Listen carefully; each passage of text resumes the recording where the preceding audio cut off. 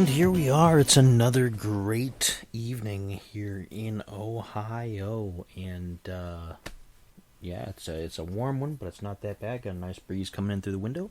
Spent some time outside, got some fresh air today, all that good stuff. It's been 2 or 3 nice days in a row, actually, which is almost a record, I suppose, for Ohio sometimes for this time of year. And, yeah, so it's been good. But what are we going to talk about tonight? What is this all about? Of course, this is my podcast. It's me, your good buddy Spider. Just here to talk about whatever I feel like it. It's episode 15, and we're closing in towards the end of the first season. That's right.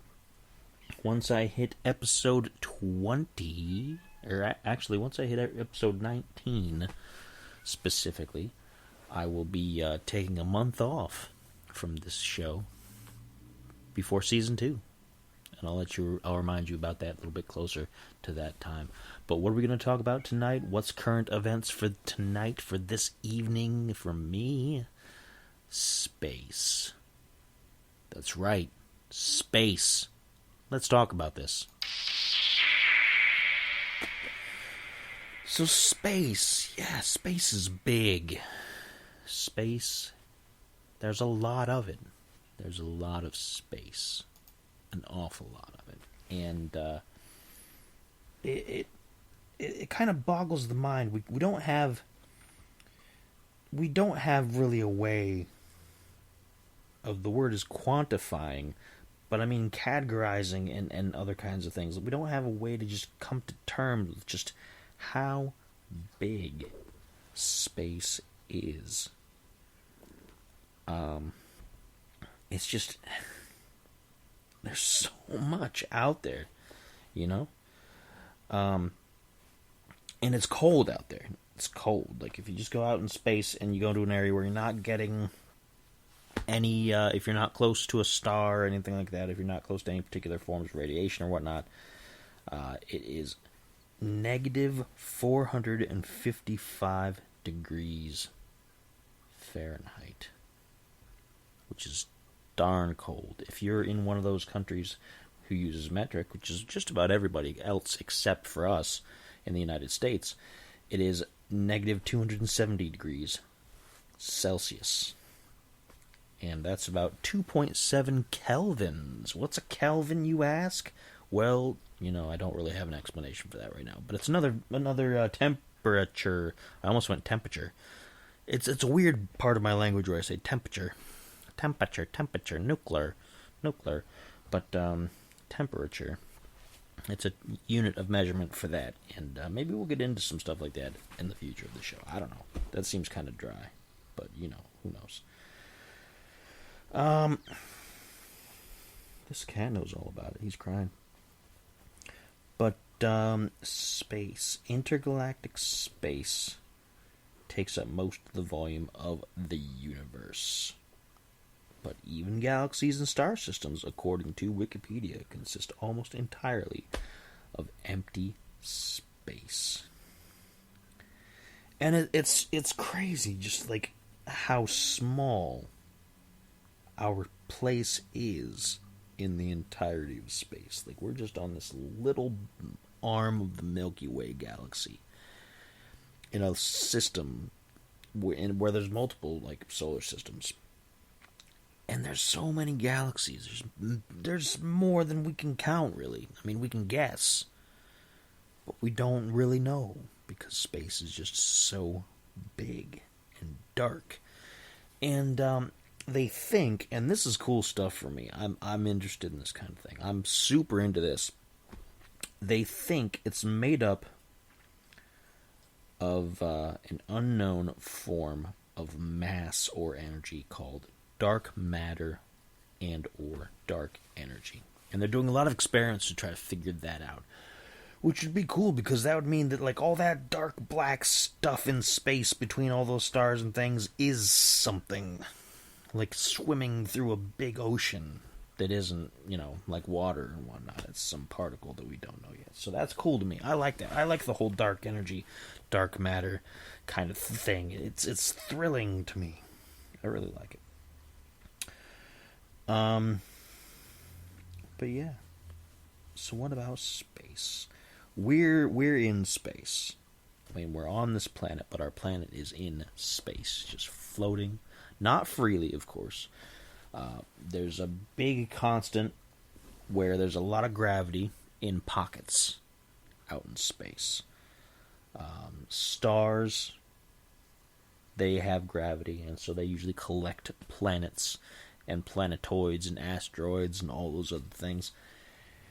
And so we're not free flying just off into space in whatever random direction. Now there are, according to some observations by certain telescopes, there are some planets, probably not real habitable, probably mostly like just basically large asteroids that happen to maybe be more spherical and have more planetary characteristics, that are free floating through space, if you can believe that. Yeah. They don't happen very often because you need all the gravity from a star to pull a planet together to make it a planet. But you got black holes and things that like take galaxies apart and whole stars and whole solar systems, and sometimes it flings off these extra planets, and they just get set loose out there, and there's not many of them that we know of. But that's, again, that we know of, considering that they exist because it's such a huge universe. There could be billions, trillions of just free-floating planets out there.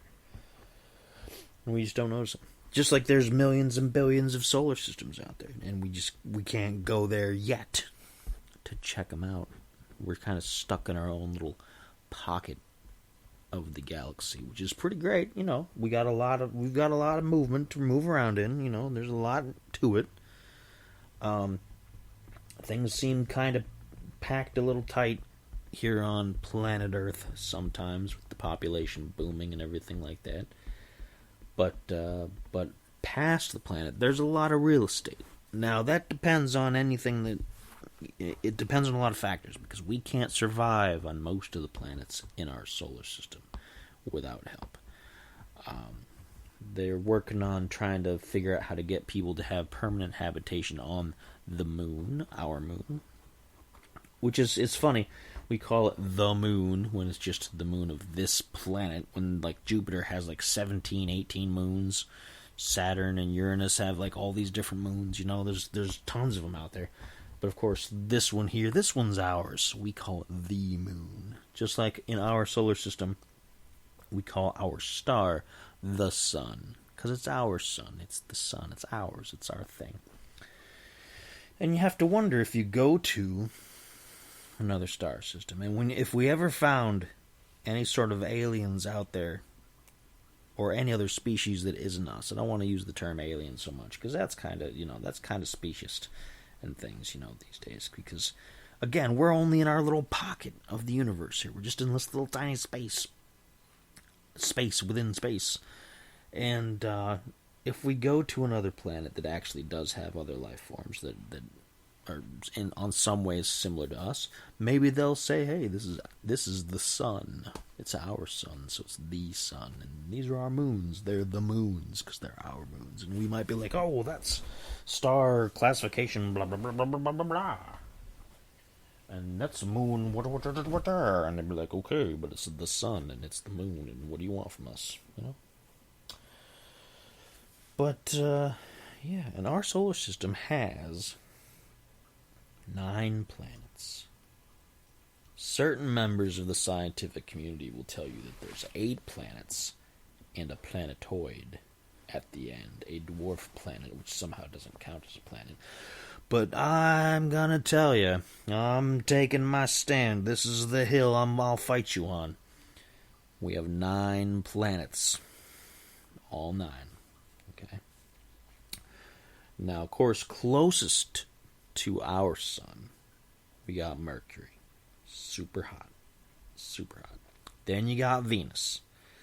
Venus is supposed to be like swampy, believe it or not, but not necessarily swampy with like trees and plants and things, but be like ocean, like swamps, thick sludge of acid and things like that. And who knows? We've got some images from probes and whatnot because we send stuff out there. We send things into space. We send probes and satellites and rovers and occasionally a person. Not as far as Venus so far, but occasionally a person. And we got some pictures of Venus, supposedly. And it's all kind of hazy. But so there's Venus. And then you have us. You got Earth. Planet Earth. The only planet in this solar system currently habitable that we know of with life. And currently able to be habitable with life. We're the only planet that has trees and rocks and fish and bok choy and pak choy. And there's a joke in there from a famous comedian. And it's interesting. But back to our planets, right? Back to our solar system.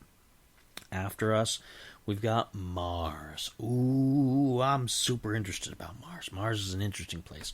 Mars is called the Red Planet, and it's funny because for some reason we always used to have stories in old sci-fi movies and old sci-fi stories about little green men on Mars. But why would there be green men on a red planet? Maybe because we all liked Santa Claus and it was Christmas colors, green and red, right?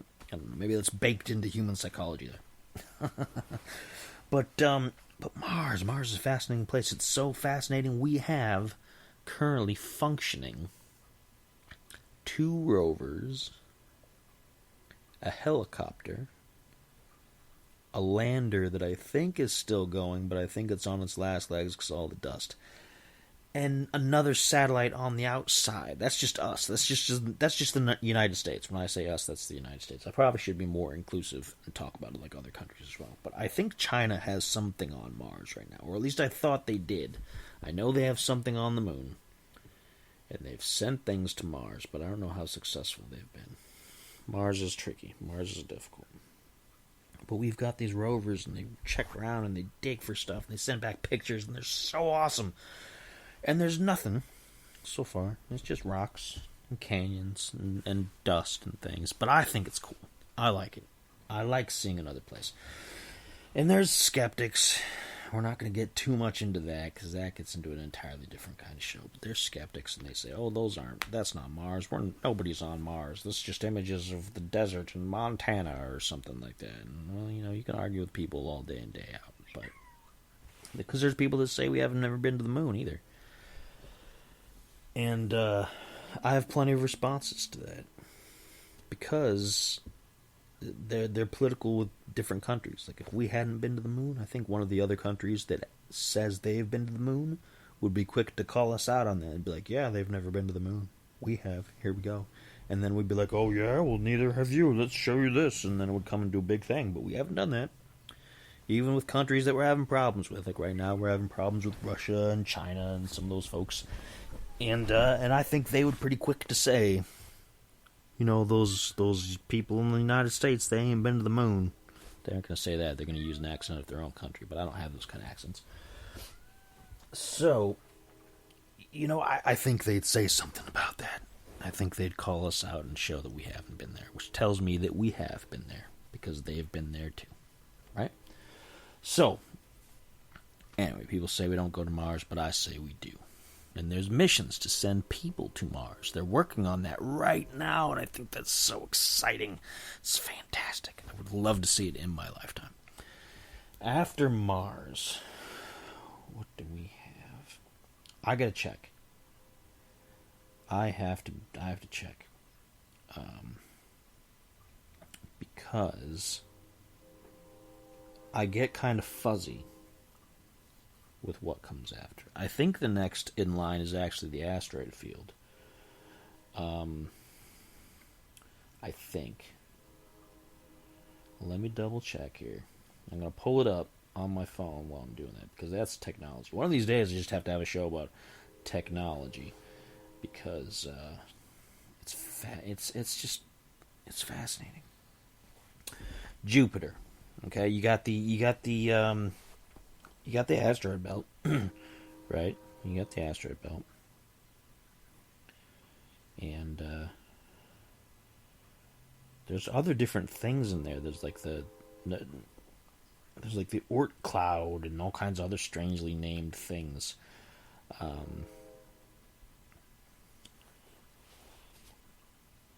we've got we've got those planets in the asteroid belt. And then we have Jupiter. Jupiter's massive. Jupiter's gigantic. I think Jupiter is the largest planet in our solar system. Pretty sure. Gas giant. Filled with gas. Filled with gas. And I'm sure there's a joke there. I'm sure a bunch of kids could have a joke. There's also Ceres, which is a huge asteroid that they call a protoplanet, and a dwarf planet, which we'll get to in a minute. And it's in the asteroid field, and that's cool. Which could be like a 10th planet, but whatever. Got the asteroid groups. Alright, the outer solar system. After you got Jupiter, you've got Saturn. Saturn's a fascinating place too. It's got these rings around it. And they say over time those rings are shrinking, but it's on like the scale of millions of years. So we may never see a time when the rings are completely gone. Or maybe we will.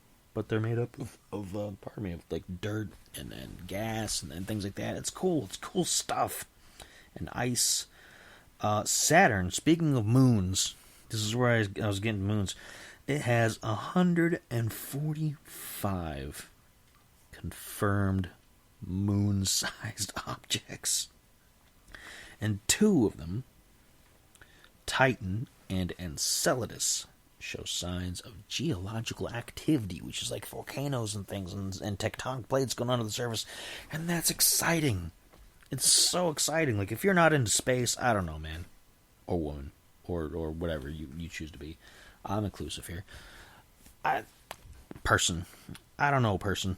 Because space is fantastic. It's so great. I like space. After Saturn, you got Uranus, which is, you can say it other ways. We used to say Uranus, which is apparently not the right way to say it, but you used to say that as a kid, and it used to make you chuckle, and maybe it still does. Maybe it still does. And I'm not going to tell you why. It's immature. And it has 27 moons. And then you got Neptune. Neptune's pretty cool. And you got, apparently there's a bunch of comet-like icy rocks out there that are in a place called that used to be in something called the Kuiper Belt. Okay? And they're called the Centaurs, which is pretty cool.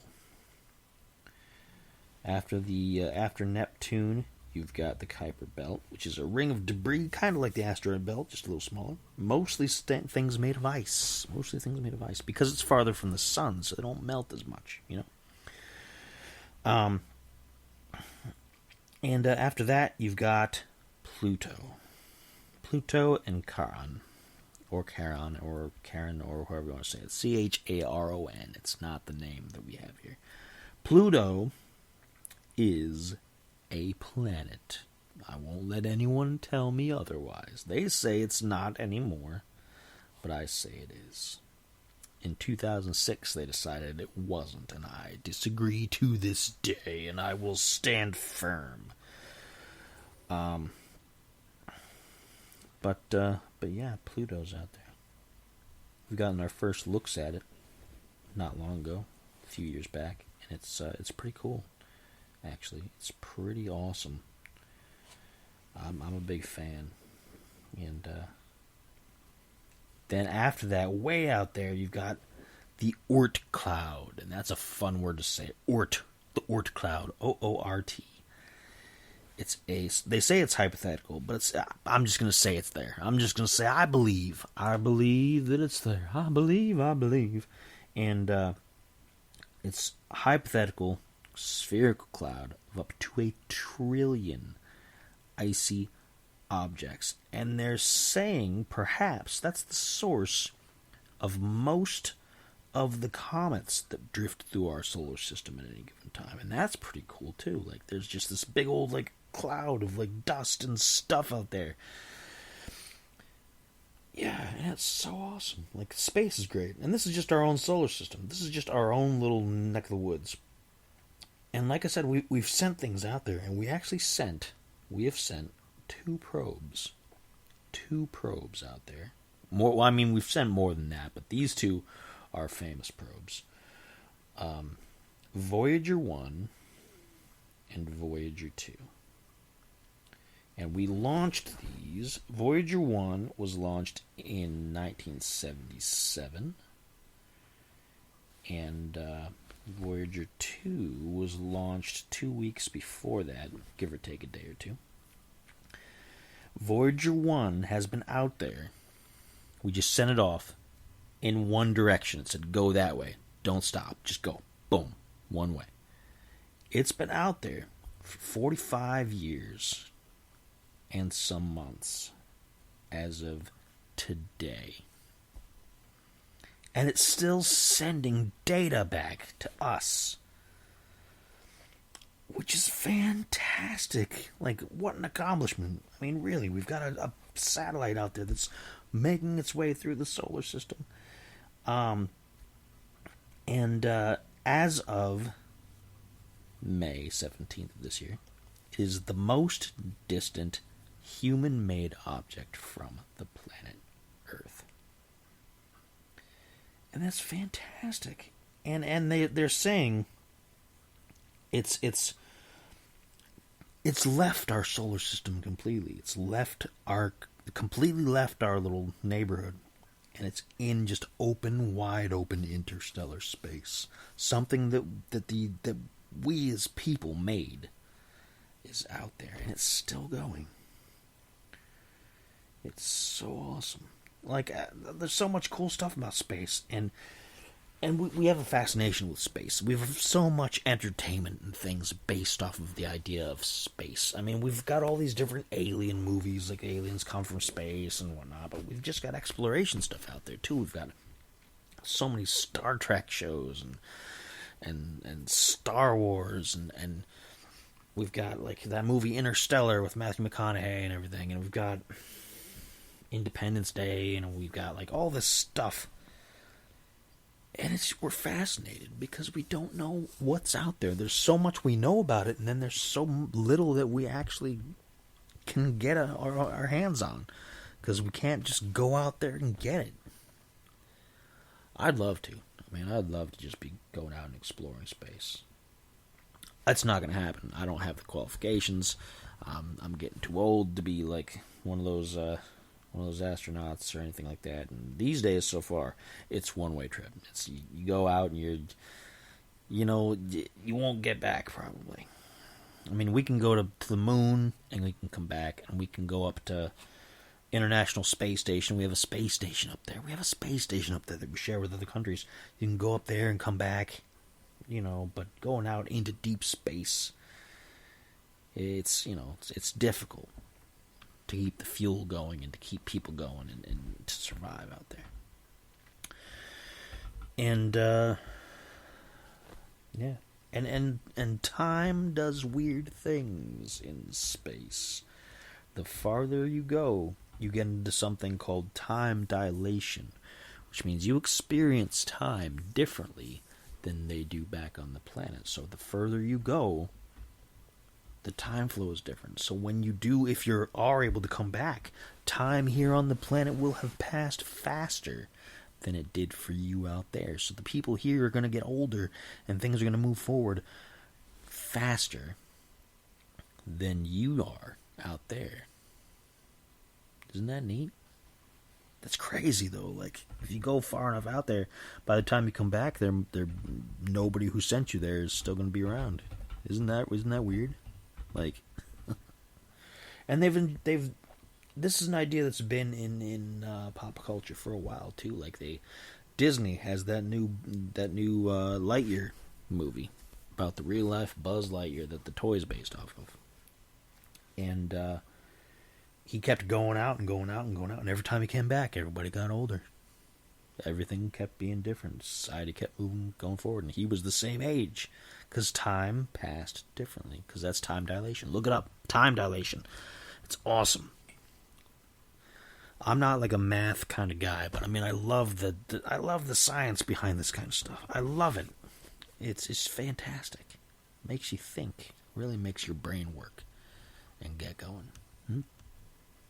Space. I like space. You can tell I'm just so excited about it. Every time I think about it, I'm like, oh man, I like space.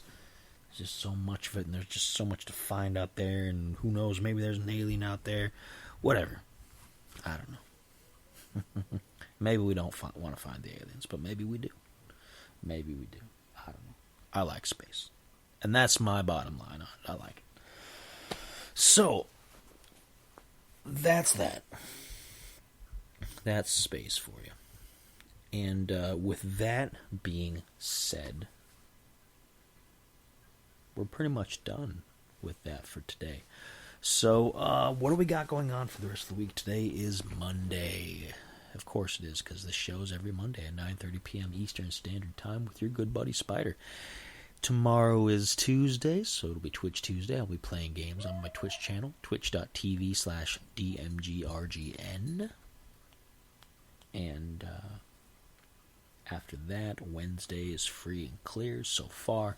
Thursday is a new Uncanny Spirits Club. Friday is a new episode of This Uncanny Earth. And then Saturday is another episode of The Saturday Spiritualist with me again. Alright? Okay. And I was just thinking about something. I don't remember what oh, here we go. Yeah, I'm plugging this every so often. Not to be like, hey, or get my hands out there, but just, in case you want to. I do have a PayPal account, and if you want to toss a $1 or $2 towards upkeep of everything, I do pay monthly fees for Spreaker, which is the platform that I'm using to record this podcast, and I also pay a monthly fee for StreamYard, so that you can see the visual shows, all the stuff with video on the YouTube channel. So I'm paying out these monthly fees and things. They're not much. It's not like I'm breaking the bank. I'm not destitute. I'm not hurting for money. But if you decide you do want to toss a $1 or $2 or $3 or whatever, you can always send a little if you want to paypal.me/SpiderInTheHall, which used to be my old band merch account, and I don't do much of that anymore.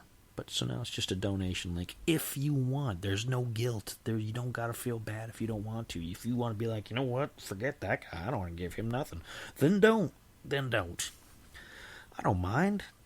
You can still listen to the show. It's not behind a paywall. Everything's cool. I'm just gonna mention it every so often in case you feel like it. Everybody's working hard these days. The inflation is out of control. If this was one of those more serious shows, I'd do a show on inflation, and we'd really get down to the nitty and the gritty and the itty bitty of all that. But no, I get it. Everybody's got their bills. I get that. No pressure. If you want to, if you feel like it, toss a $1 or $2. Buy me a sandwich. That's all. I can buy my own sandwiches. I really can. But this is just if you want to be generous. PayPal.me/SpiderInTheHall. That's it. Boom. And that's all I got to say about that. So I'm going to say good night to you. And we're going to be building towards the end of the season. And then we're going to start some new things after that. I hope you enjoyed space. I love it.